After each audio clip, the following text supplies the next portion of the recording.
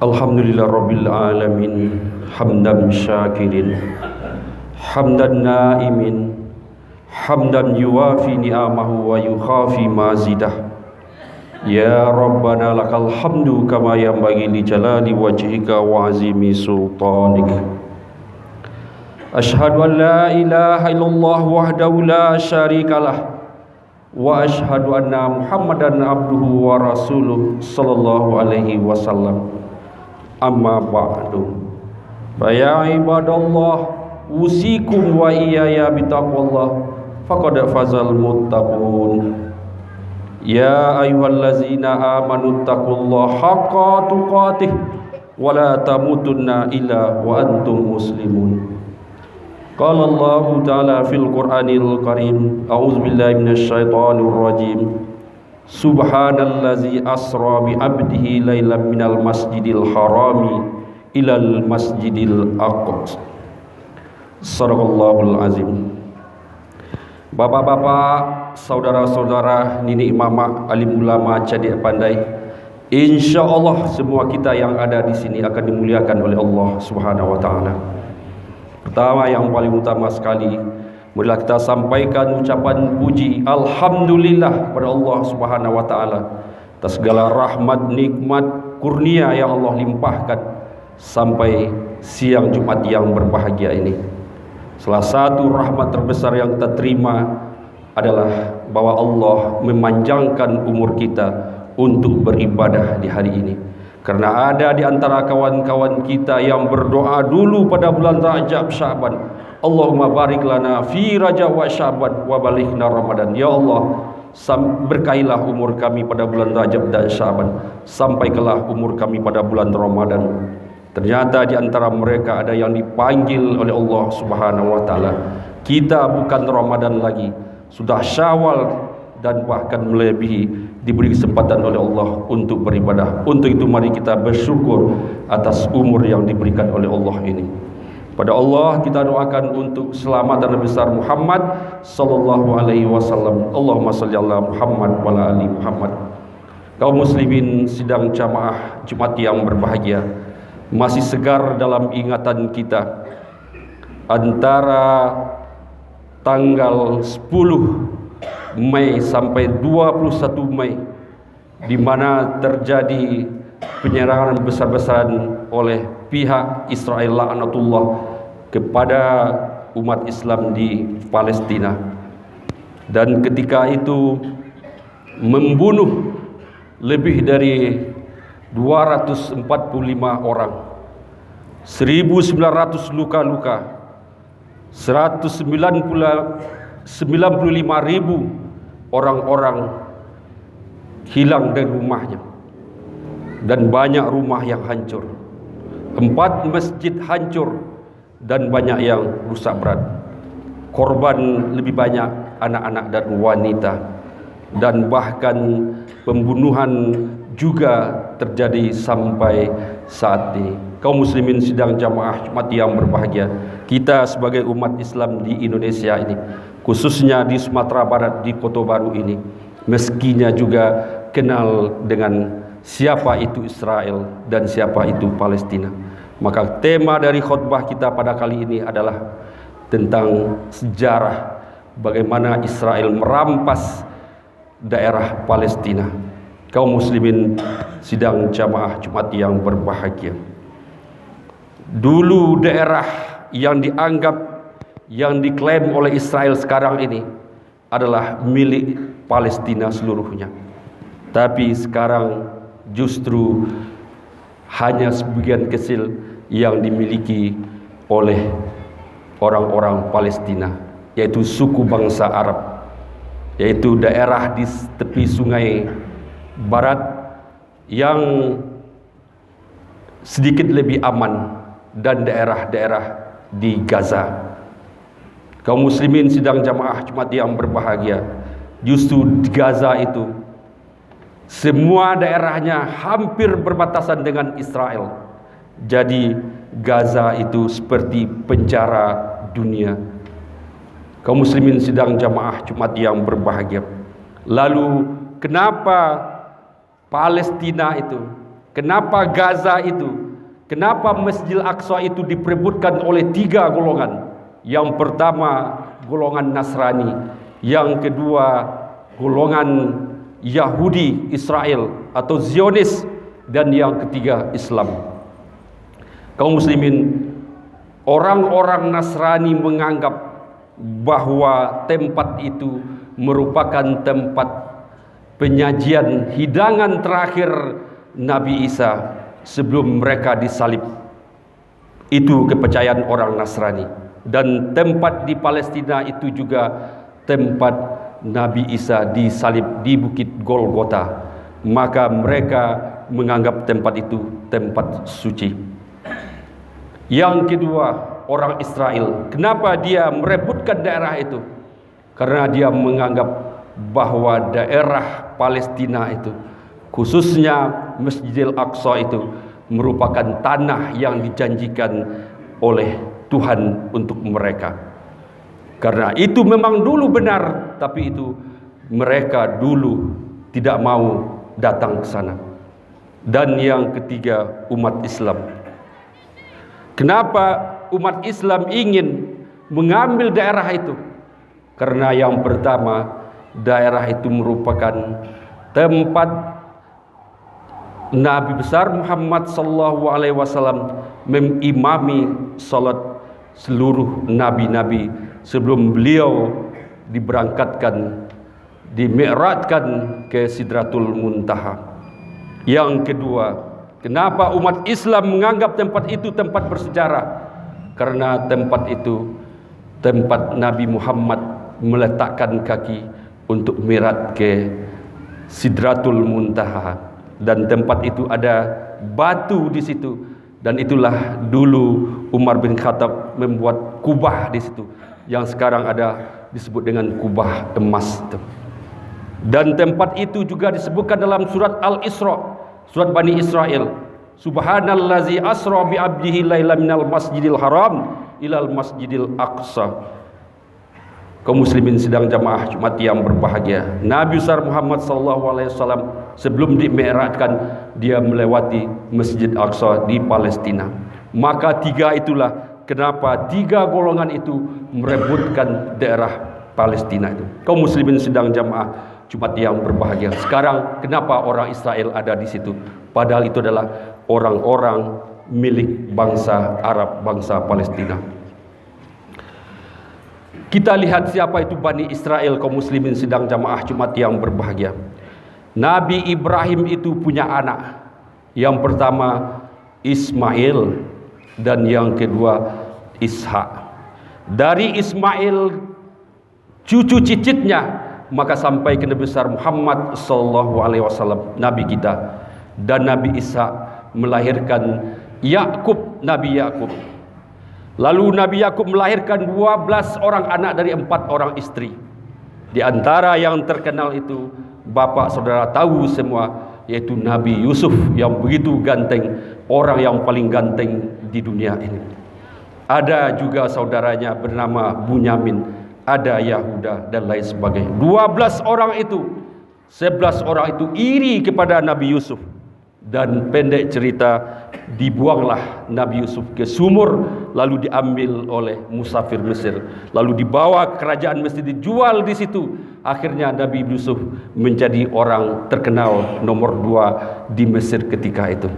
Akhirnya karena terjadi musim paceklik kaum muslimin di Mesir, maka 11 orang itu bergabung dengan Nabi Yusuf di Mesir.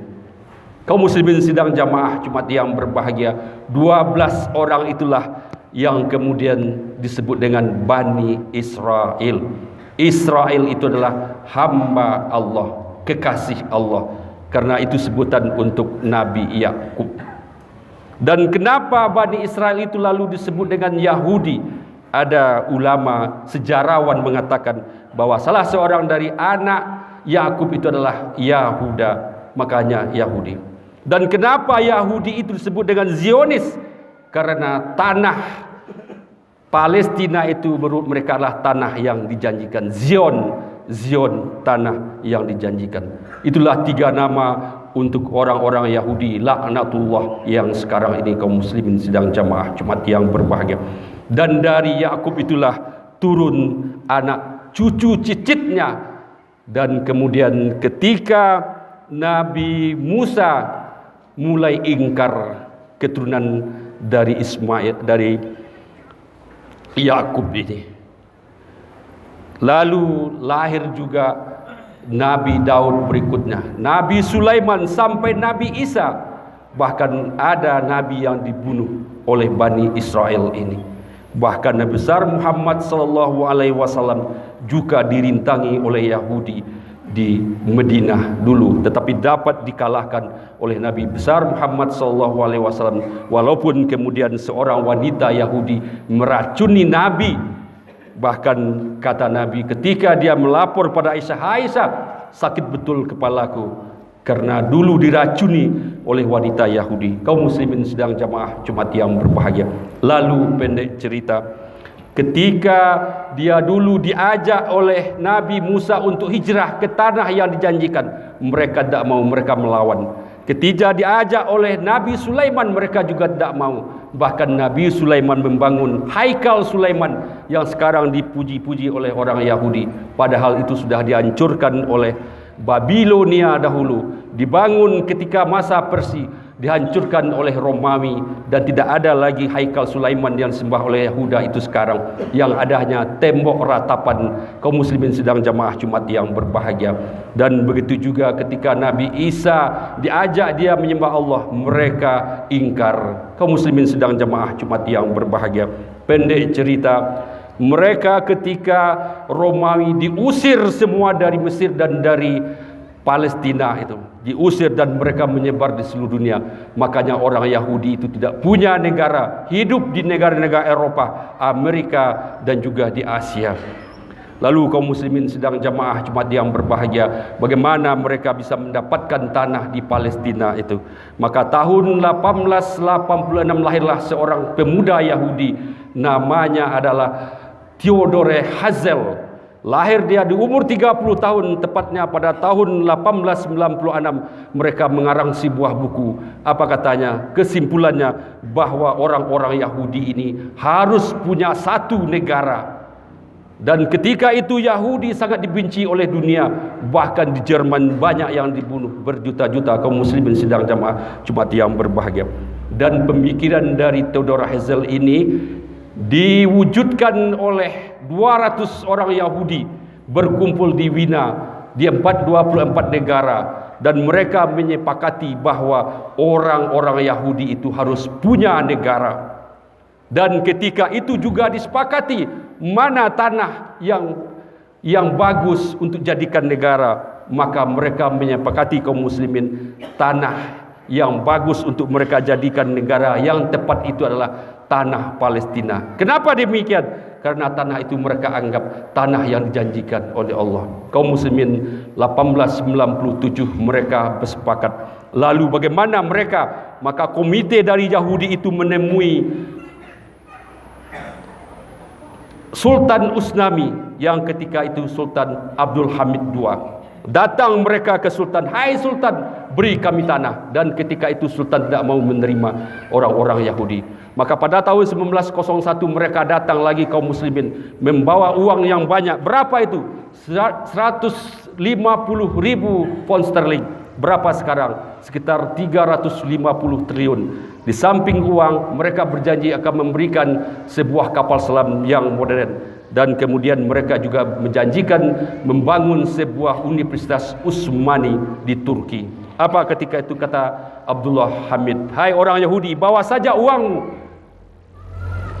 Saya tidak mau menumpahkan darah, menjual darah untuk umat Islam." Itu kata Sultan Hamid. Kaum muslimin sedang jamaah Jumat yang berbahagia. Sejak 1901 itu komite Yahudi tidak mau lagi datang kepada Sultan Usnami. Maka ketika terjadi Perang Dunia Pertama tahun 1914, ketika itu ada dua fakta, dua blok. Yang pertama blok sentral yang terdiri dari Jerman, lalu ada Hongaria, dan blok kedua adalah sekutu yang terdiri dari Prancis, lalu Inggris dan lain sebagainya. Dan ketika itu entah bagaimana, maka Sultan Usnami, Kesultanan Usnami ini masuk ke dalam fakta sentral, yaitu fakta bersama Jerman dan Hongaria dan juga Yunani. Apa yang terjadi? Perang Dunia Pertama, Jerman kalah. Sultan Usnami, Kesultanan Usnami, Khalifah Usnami juga kalah. Maka orang yang kalah ketika itu membayar biaya perang, dan negara-negaranya juga diambil, diawasi, dikuasai oleh pihak yang menang. Maka ketika itu termasuk Palestina dikuasai oleh Prancis dan Inggris. Ketika itu yang menjadi PBB-nya sekarang adalah orang Inggris dan Prancis. Maka bermohonlah orang Yahudi kepada Prancis. Maka ketika itu Prancis memberikan kekuasaan kepada Yahudi untuk bisa menempati daerah Palestina itu.